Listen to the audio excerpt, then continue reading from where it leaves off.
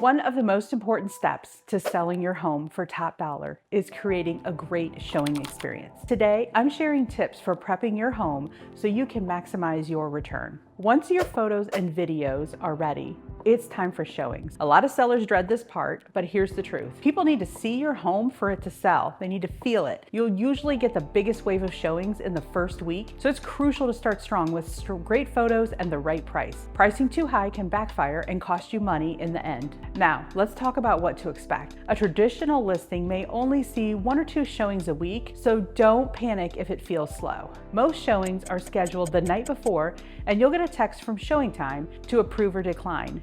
Sometimes last-minute requests happen, but usually you'll get some notice.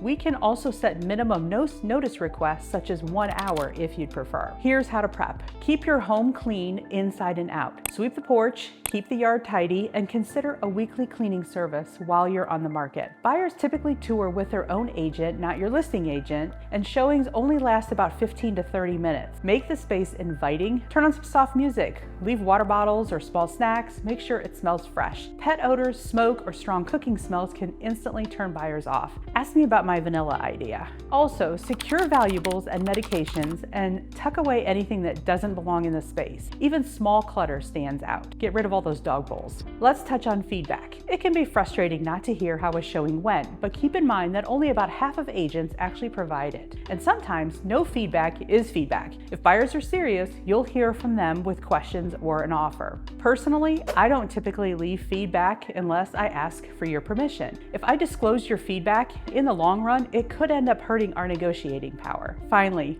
open houses. Many sellers don't love the idea of strangers wandering through, and honestly, they rarely lead directly to a sale. The real buyers schedule private showings through their agents. If you don't want open houses, that's completely fine. Showings can feel stressful, but the right prep makes a huge difference. Clean, decluttered, and welcoming homes sell faster and for more money.